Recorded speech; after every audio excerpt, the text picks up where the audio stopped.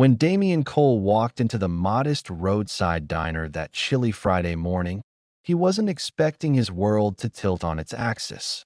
He wasn't here for nostalgia or connection, just coffee, maybe pancakes, and a quiet moment to breathe. But life had a funny way of unwrapping old stories when you least expected them. Because sitting in the corner booth, lost in spreadsheets and client calls, was not the version of Damien the world saw on magazine covers and tech conference stages. Not the billionaire founder of Arctech Systems. Not the man investors begged to meet. This was just Damien, the guy who'd grown up broke in a rundown Cleveland neighborhood. The same kid who used to tape the holes in his shoes and dream of air-conditioned apartments and warm meals. So when a soft voice asked, "Can I get you started with something to drink?" He didn't look up right away. He was mid-text, annoyed by a missed call. But something about the voice tugged at a memory. Familiar, gentle, almost too gentle. And when he finally glanced up, he froze. She hadn't changed much. Her apron was frayed, hair tucked under a loose ponytail, eyes tired but still kind. The name tag read Naomi, but he didn't need it. Naomi Hart. The same Naomi who used to sit beside him in the back row of Lincoln High's chemistry class. The same girl who once smuggled extra cafeteria cookies into her bag just to split with him. Who helped him study. Who called him D when no one else cared to know his name. She didn't recognize him. Not yet. Because who would expect their high school lab partner, who disappeared after graduation, who never made it to prom, who got teased for wearing the same jacket every winter, to show up years later looking like a fortune cover story? Just coffee, Damien said quietly, his voice catching in his throat.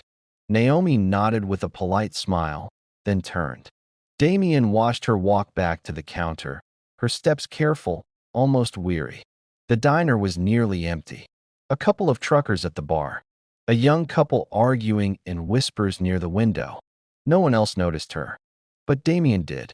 Every detail. The way her shoulders slouched when she thought no one was watching. The way she rubbed the back of her hand like it ached. The way her manager, a short, heavy-set man with a permanent scowl, snapped something at her when she dropped a spoon. And something about it all unsettled him. He didn't say anything right away. He wasn't sure if he should. What was he supposed to do? Walk up and say, "Hey, remember me? The kid you used to lend your lunch to? I'm a billionaire now." But the question haunted him more than the awkwardness of saying it. What had happened to her? Back then, Naomi had dreams bigger than the sky.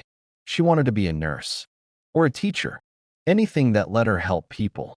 She volunteered at shelters, stayed after school to tutor, always walked her little brother home.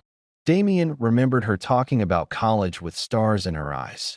So what was she doing here, waiting tables in a place that looked like it hadn't had a health inspection in 5 years?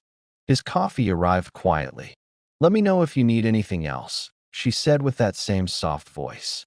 And then she turned to the next table, like she hadn't just triggered 1,000 memories. Damien couldn't stop staring. The place felt too small for her. The world always had. He didn't touch his coffee, didn't touch the menu. He just sat there, watching her, trying to decide if he had the right to open a door she clearly thought was closed forever. But then something happened that made the choice for him. She went into the back, probably to the kitchen. Moments later, he heard something. Not loud, but clear. A muffled sob. Not the kind someone makes when they drop a plate or burn their hand, but the kind you make when the weight of everything finally cracks through. Damien stood before he even realized it. He walked to the register, pretending to look at a dessert display. The manager, the same one who barked at her earlier, gave him a forced smile.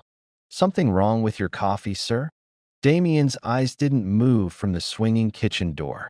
"Who's the waitress?" The manager looked confused. "Which one?" "The one who just went in the back." "Oh, Naomi." The man chuckled bitterly. "She's all right. Bit slow sometimes, but cheap. Doesn't complain much." "What?" Damien didn't answer. Instead, he pulled out $100 bill and dropped it on the counter. "For the coffee." The manager blinked. That's a bit. But Damien was already moving. Out the door. Into the cold. His mind racing. This wasn't how today was supposed to go. But maybe this was exactly what was supposed to happen. He sat in his black Escalade for a long time, staring back at the diner. Then he made a call. "Marshall," he said to his assistant, "I need you to get me everything you can on a woman named Naomi Hart. Born around 91. Went to Lincoln High in Cleveland. Worked at a place called Joe's Diner on Route 62. There was a pause. "And Marshall, do it now." Damien couldn't sleep that night. He lay awake in his penthouse suite overlooking downtown Chicago, watching the city lights flicker like memories. He kept thinking about Naomi, her tired smile, the crack in her voice, the way she had looked right through him, not knowing who he was. In his world, people knew his face before he stepped into a room. They rehearsed their smiles, angled for meetings, practiced their handshakes. But Naomi had just poured his coffee and asked if he wanted anything else. No agenda, no angle, just kindness, even now. At 2:17 a.m., Marshall called back. "Found her," he said. Damien sat up. "She's been working at Joe's Diner for the past 7 years. Started after her mother passed. Never finished college. Single. Lives in a small apartment near the edge of town. No criminal record. Clean credit, though she's months behind on utilities. Her younger brother, Micah, has been in and out of medical treatment. She's been supporting him since he was 15. Damien said nothing. "There's more," Marshall continued. "Her father walked out when she was 10. No support system to speak of. She used to volunteer at the Cleveland Youth Center until 3 years ago. Budget cuts shut it down." Damien rubbed his eyes. "She ever apply for jobs in healthcare?" "Yeah," Marshall said. "Multiple. CNA, nursing assistant, even admin roles. Got rejected from every one of them. Most wanted certifications she couldn't afford. Others didn't even reply. Of course, the system was rigged, and Naomi never had the privilege of failing forward. She'd never had anyone opening doors behind the scenes. But Damien could. He opened his laptop and stared at a blank email for a long time. Then, instead of typing, he picked up his phone. "Marshall, I want the diner." "The diner? Buy it. Quietly. Through a shell corp if you have to. I don't care what it costs." A pause. "Understood." Damien closed his eyes and whispered to himself. "She gave me hope when I had nothing. Time to give some back." 2 weeks later, Joe's Diner was under new ownership. The papers were signed in silence. The previous owner, a gruff old man named Curtis, was more than happy to offload the struggling business. The building needed repairs, employee turnover was high, and most locals preferred the chain coffee shop down the street. He never asked who was behind the buyout. He didn't care. Damien didn't need him to.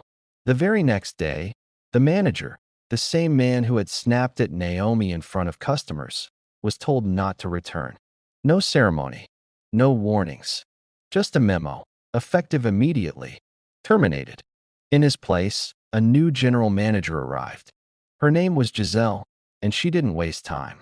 She brought in new uniforms, overhauled the menu, doubled the kitchen staff, and, most importantly, put up a sign in the break room that read, "You matter. Customers see smiles. We see humans." Naomi didn't understand what was happening. One morning, she walked in and her time card was gone. For a moment, she panicked, thinking she'd been fired. But instead, Giselle handed her a new card and a promotion.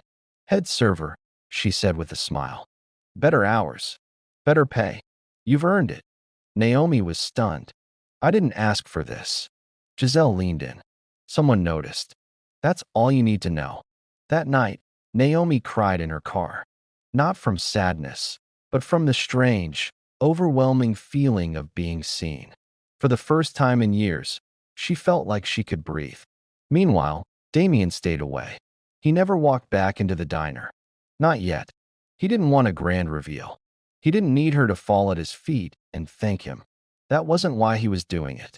He just wanted to know she was okay. But Naomi, she couldn't stop thinking about him. Not Damian Cole, the billionaire. She still didn't know that part. Just the quiet man who looked at her like she mattered, who left $100 for a cup of coffee and never came back.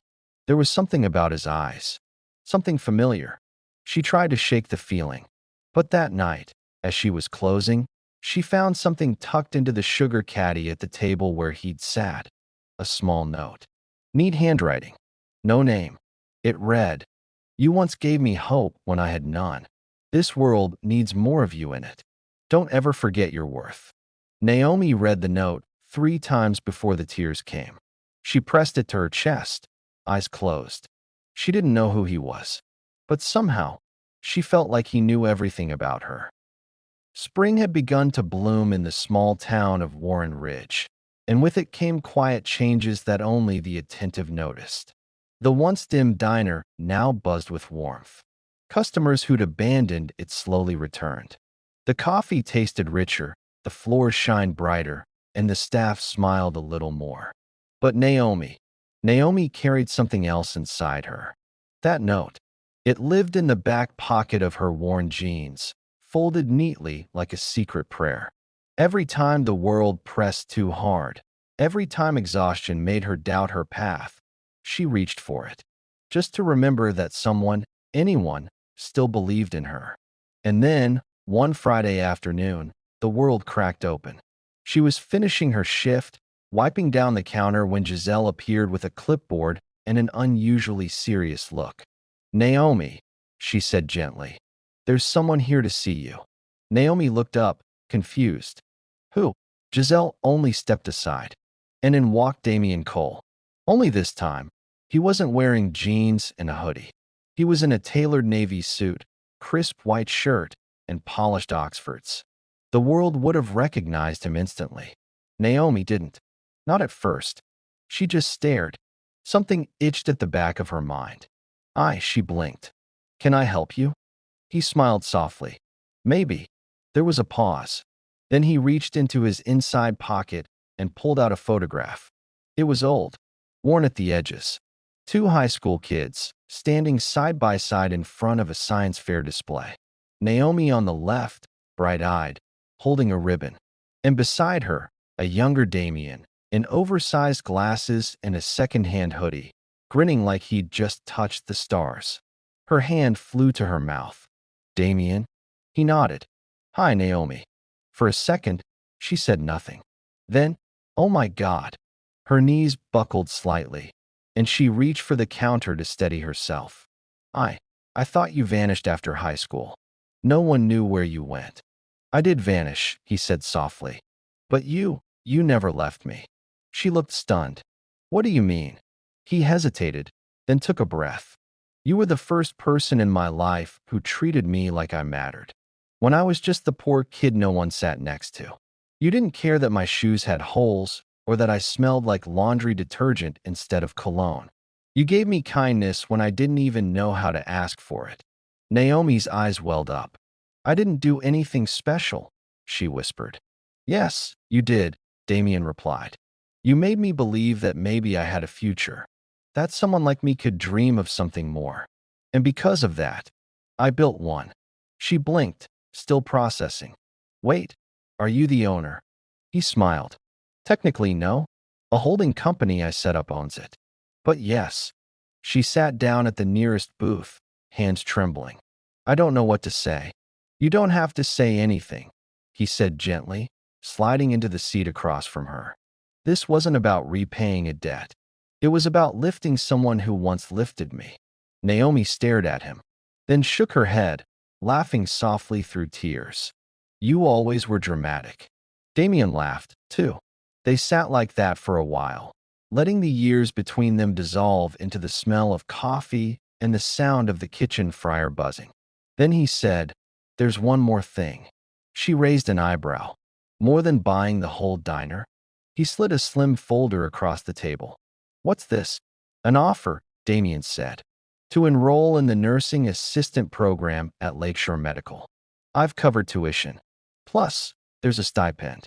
Housing, too." Naomi covered her mouth again. I can't accept that." "Yes, you can," he said. Because you once told me you wanted to be someone who helped people. And because the world needs more Naomis. I'm just clearing the path. Her voice cracked. Why me? Because you never asked for anything, he said. And people like you deserve everything. Tears slipped freely now, not from pain, but from the impossible collision of past and present, of who they were and who they'd become. Naomi nodded slowly, then reached out and took his hand across the table. 6 months later, Joe's diner had a new name, Naomi's Place. The walls were painted soft teal. The logo was her handwriting. There were shelves of donated books in the back, free meals on Thursdays for struggling families, and framed photos of local youth scholarships funded quietly by an anonymous donor. Naomi now balanced running the diner part-time with nursing classes in the evenings. Her brother, Micah, was healthier than he'd been in years. He worked the cash register on weekends with a proud grin. And Damien? He visited every now and then, usually when no one else was around, just to sit at the corner booth, order a coffee, smile. They never made a big deal of it. They didn't need to, because some stories don't end with a kiss or a grand announcement. Some stories end quietly, with a note in your back pocket, a hand across the table, and a life changed forever because someone, somewhere, remembered you when you'd forgotten yourself. Subscribe to Comeback Stories for more heart-touching tales like this one, where second chances, old friendships, and quiet acts of kindness change lives in ways no one ever sees coming.